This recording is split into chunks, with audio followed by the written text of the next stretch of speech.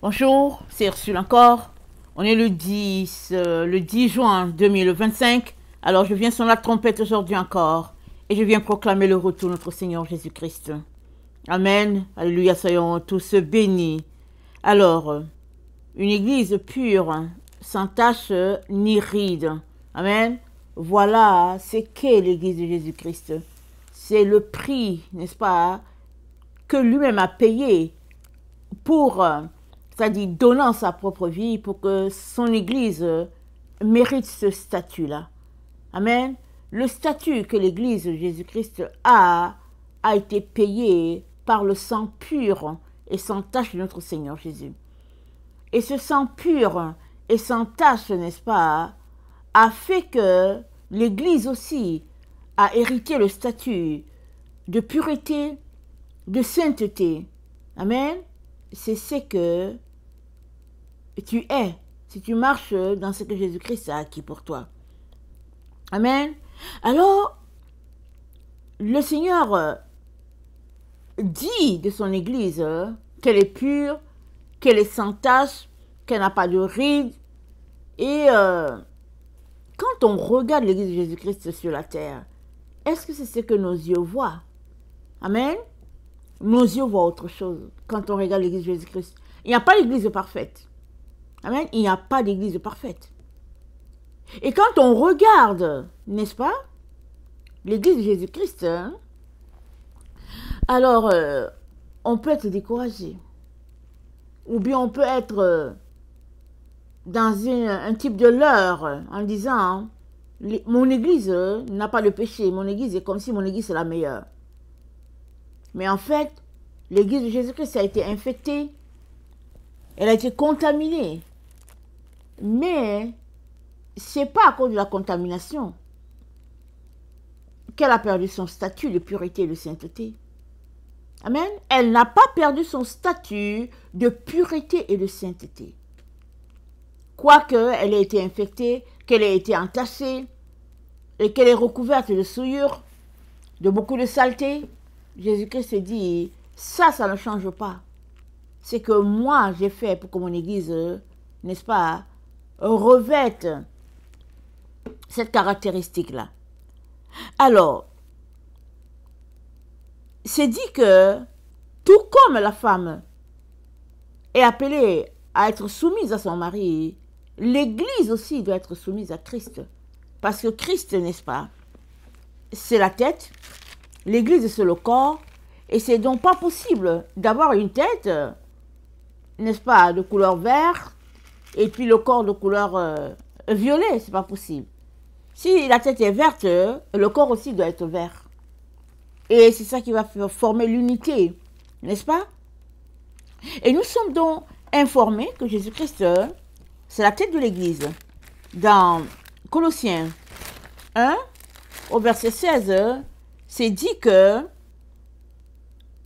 je vais commencer à 15, c'est dit au verset 15, Colossiens 1, que Christ est l'image du Dieu invisible, le premier-né de toute la création. C'est-à-dire, on ne voit pas Dieu.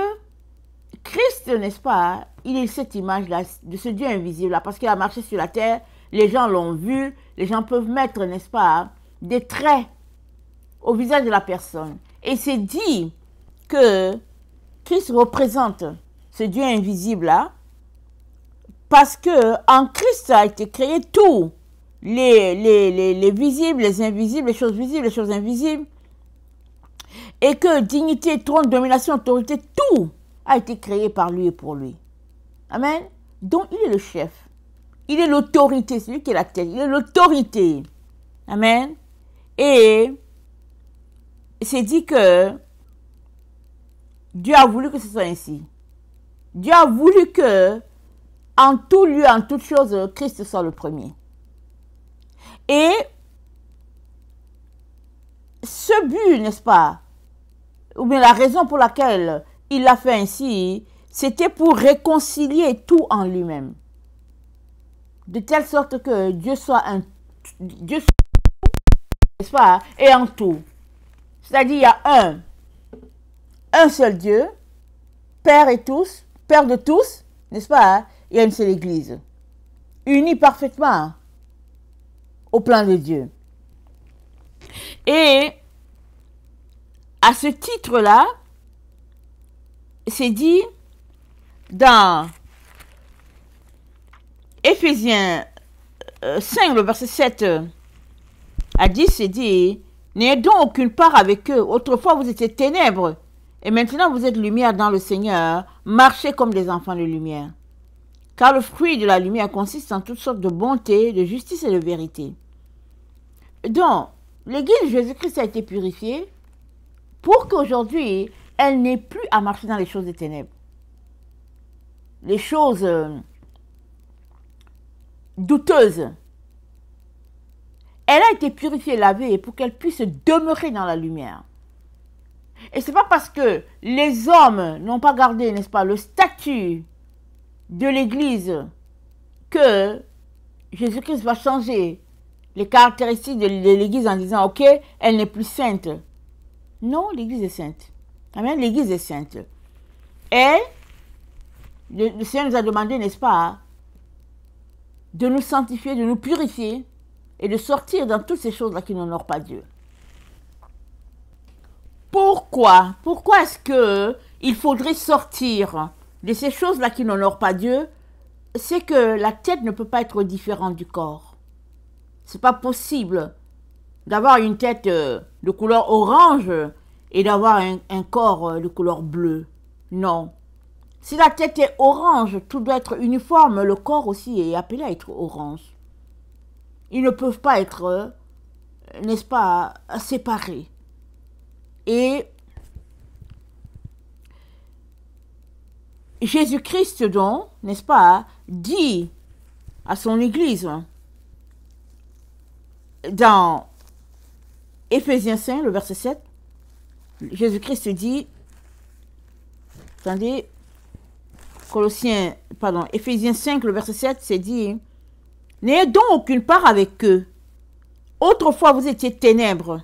Maintenant, vous êtes lumière dans le Seigneur. Marchez comme des enfants de lumière. Donc, nous sommes informés que nous sommes des enfants de lumière. À cause de ce que Jésus-Christ a fait. Et il y a une façon de marcher. Quand on est un enfant de lumière, il y a une façon, il y a des choses à observer. Parce qu'on est enfant de lumière.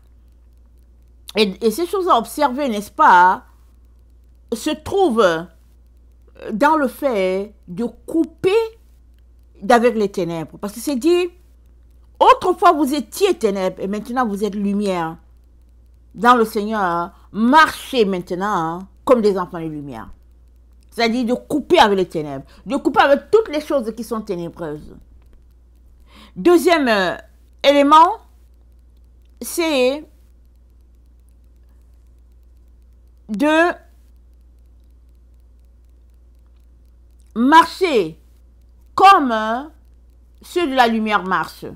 Et la lumière, nous avons vu qu'elle a trois composantes. La bonté, la justice, la vérité. Ça c'est au verset 9, c'est dit. Éphésiens 5, le verset 9, c'est dit, le fruit de la lumière consiste en toutes sortes de bonté, de justice et de vérité. Le fruit de la lumière. Toutes sortes de bonté, de justice et de vérité. Donc voilà ce que c'est. Et c'est dit d'examiner ce qui est agréable au Seigneur.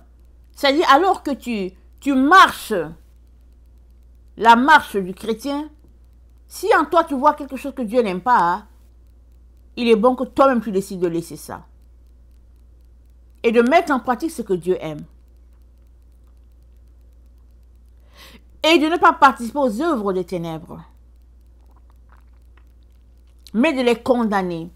C'est-à-dire de dénoncer ce qui se passe dans les ténèbres et de ne pas s'associer à ça. Ce qui arrive souvent, c'est que on voit les ténèbres et puis on ne dit rien. On voit les ténèbres et puis on ne dit rien. Mais la Bible dit de dénoncer, d'afficher cela, de pointer cela pour dire, tiens, voilà ce qui se passe. Dieu n'aime pas ça et de couper avec. de décider de ne plus les faire.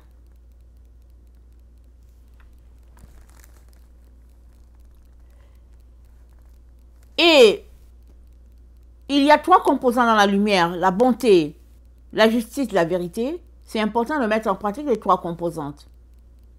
Dans la bonté, il y a les œuvres de justice que nous sommes appelés, n'est-ce pas, à planter. Et nous sommes appelés à marcher dans la justice, nous sommes appelés à marcher dans la lumière, la vérité. Et il est dit, n'est-ce pas, dans Ésaïe 44, Ésaïe 44,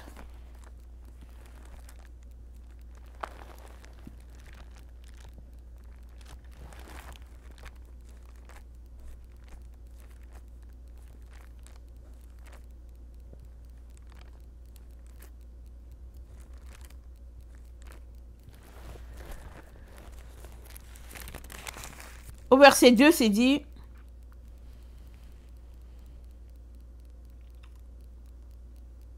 ainsi parle l'Éternel qui t'a fait, qui t'a formé dès ta naissance, celui qui est ton soutien. Ne crains rien, mon serviteur Jacob, mon Israël que j'ai choisi.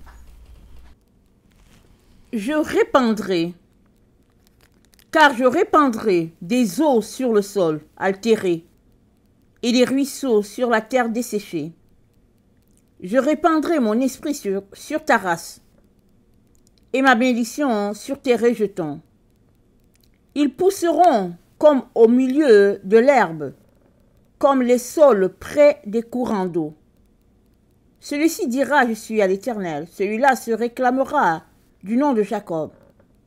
Cet autre écrira de sa main à l'Éternel et prononcera avec amour le nom d'Israël. Ainsi parle l'Éternel, le roi d'Israël et son Rédempteur. L'Éternel des armées, je suis le premier et je suis le dernier. Et hors moi, il n'y a point de Dieu qui a comme moi fait des prédictions, qui le déclare et me le prouve. Alors, notre Dieu parle, il parle à Jacob, n'est-ce pas? Et nous savons que l'Église est sortie à travers Jacob, la branche de Jacob, un de ses fils, Judas, et puis Jésus-Christ est venu via Judas, et c'est comme ça que il a assuré le salut pour toute l'humanité. Et Dieu dit, n'est-ce pas, que les rejetons, ils vont pousser comme des saules près des courants d'eau. Et nous savons que le courant d'eau, n'est-ce pas, de tous les courants d'eau, c'est la parole de Dieu.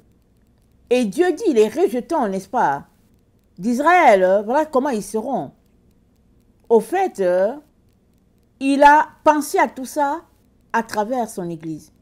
Il n'y a rien que Dieu, n'est-ce pas, va faire sur la terre sans passer par son Église. C'est ça qu'il a conçu. Que l'Église soit la main de Dieu sur la terre. Et au 1er siècle, c'était ça qui se passait. Mais après, petit à petit, les choses sont dégradées, si bien que l'Église est devenue contaminée par les choses du monde, et si bien que elle était juste là à survivre. Mais dans le temps où nous sommes, Dieu dit, les choses vont retourner comme au départ. L'Église, n'est-ce pas, sera en train de faire ce que Dieu a conçu pour elle. Comment Dieu l'a pensé, c'est ça qu'elle sera en train de faire. Et puis, n'est-ce pas, c'est dit,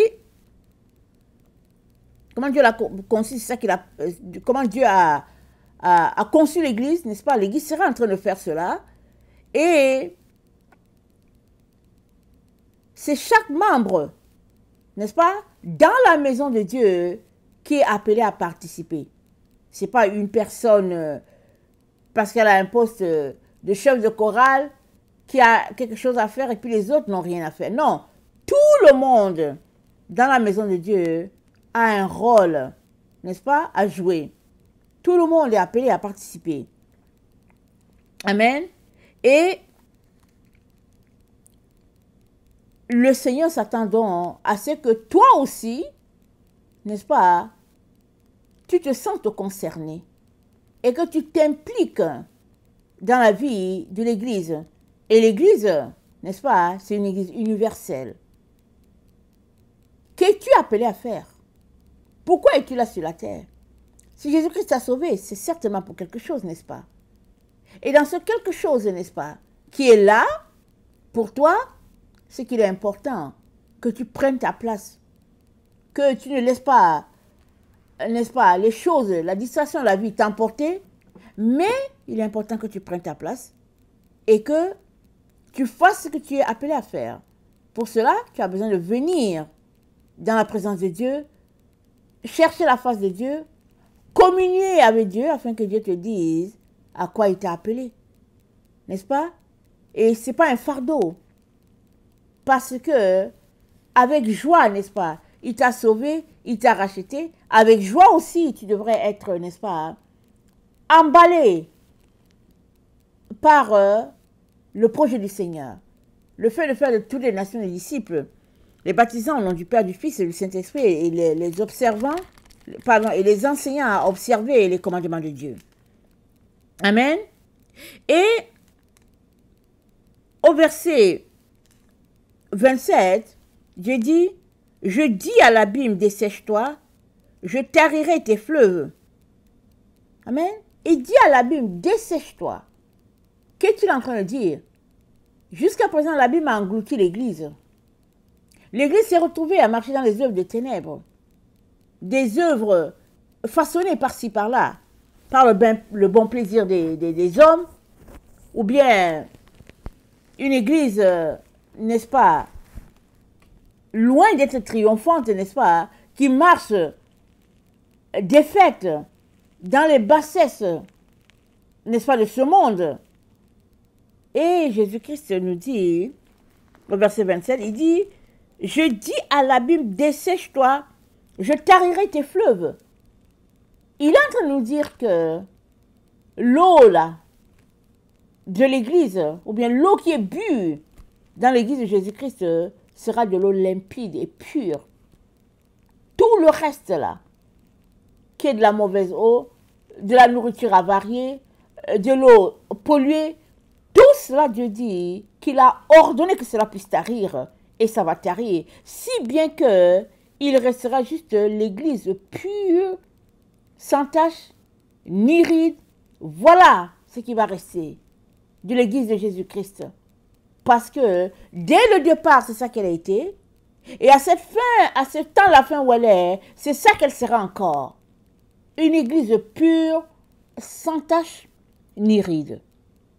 Si bien que si toi et moi sommes là sur la terre, marchant dans les types des églises et des hommes, Dieu nous dit qu'il est temps d'en sortir. Et d'embrasser l'église née de l'esprit, marchant par l'esprit. C'est ça, n'est-ce pas, que Dieu a fait de son église. Il l'a lavé, il l'a purifié, il l'a baptisé de son esprit, n'est-ce pas? Et puis, il l'a envoyé pour faire de toutes les nations les disciples, contaminant les uns et les autres par le message d'amour de notre Seigneur Jésus. Et il nous a appelés à être participants de cette œuvre extraordinaire. Nous ne pouvons donc pas nous déroger de là et puis dire au fait, nous on n'a rien à voir. On ne peut pas, n'est-ce pas? Ce qu'on devrait faire, c'est nous associer avec notre Seigneur dans ce qu'il est en train de faire pour son Église, par son Église, et vivre, n'est-ce pas, pour que la gloire de Dieu soit répandue sur la terre.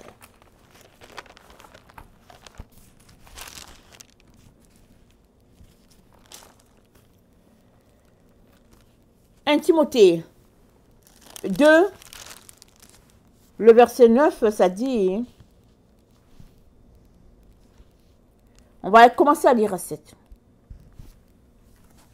Comprends ce que je dis, car le Seigneur te donnera l'intelligence en toutes choses. Souviens-toi de Jésus-Christ, issu de la postérité de David, ressuscité des morts, selon mon évangile, pour lequel je souffre jusqu'à être lié comme un malfaiteur. Mais la parole de Dieu n'est pas liée. C'est pourquoi je supporte tout à cause des élus, afin que eux aussi obtiennent le salut qui est en Jésus-Christ avec la gloire éternelle. Notre frère dit, je supporte tout à cause des élus. Jésus-Christ a tout supporté pour nous. Paul est venu imitant Christ, il a tout supporté pour nous.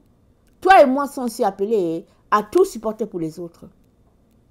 C'est ça le rôle de l'Église.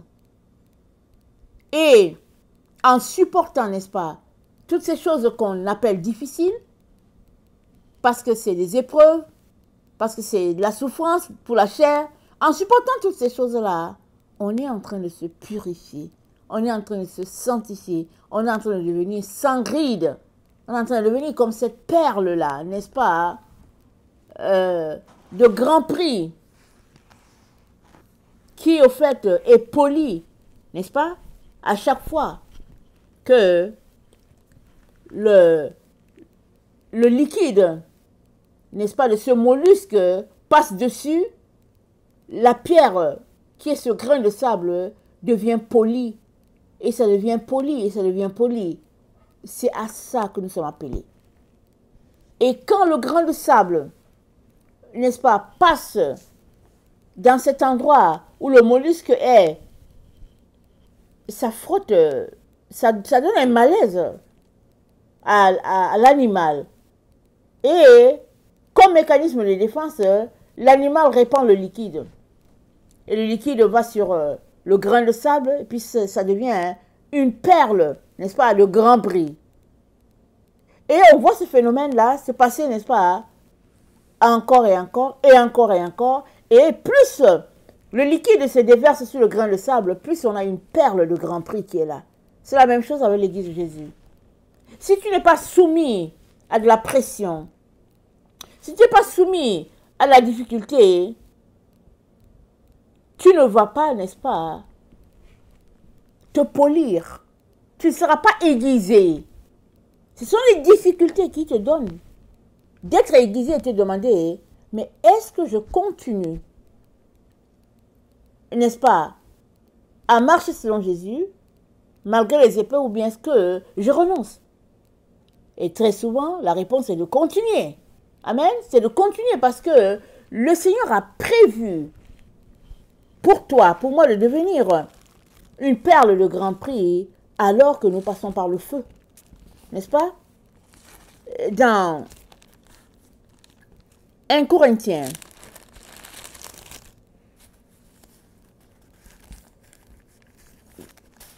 un Corinthiens 4, attendez, 1 Corinthiens 3, c'est dit, or si quelqu'un bâtit sur ce fondement avec de l'or, de l'argent, des pierres précieuses, du bois, du foin, du chaume, l'œuvre de chacun sera manifestée, car le jour la fera connaître, parce qu'elle se révélera dans le feu, et le feu éprouvera ce que l'œuvre de chacun. C'est le feu qui éprouve nos œuvres. Et c'est quel feu? Le feu des épreuves. Amen. La pression, n'est-ce pas, les difficultés, fait que, à la fin, on devient poli. Si on tient, si on persévère, jusqu'à la fin, on devient poli, on devient pur. Et c'est à ça que Dieu nous appelle. Amen. C'est à ça qu'il nous appelle. Alors, la pureté de l'Église, n'est-ce pas, a été acquise par notre Seigneur Jésus. Mais maintenant, la pureté de chaque individu dépendra de son implication à faire ce que Jésus-Christ lui demande. Amen. Tu ne peux pas être pur seulement avec tes lèvres. Tu as besoin de mettre en pratique ce que Jésus-Christ dit. Et plus tu mets ça en pratique, et les difficultés vont encore venir. Et plus, n'est-ce pas, les difficultés sont là, plus tu te purifies pour la gloire de Dieu. Ainsi de suite, jusqu'à ce que le Seigneur établisse son règne. N'est-ce pas? Sur la terre. Donc voilà ce que nous sommes appelés à faire. C'est-à-dire ne pas rejeter l'œuvre, n'est-ce pas, de notre Dieu envoyé pour nous polir. De ne pas refuser cela. Souvent quand c'est une situation de difficulté, on ne veut pas, on se dit mais non. Mais Dieu va dire mais oui. Parce que il aimerait t'amener plus loin. Et tant et aussi longtemps que tu demeures dans ton refus de passer par les épreuves que le Seigneur a appointées, alors tu es certainement en train de te fermer la porte. Et Dieu ne veut pas cela. Alors, nous sommes encouragés, n'est-ce pas, à marcher et à demeurer dans ce que Dieu est en train de faire. Que le Seigneur bénisse sa parole et qu'il nous donne d'être persévérants malgré l'épreuve qu'on pourrait vivre. Amen. Alléluia. Et amen.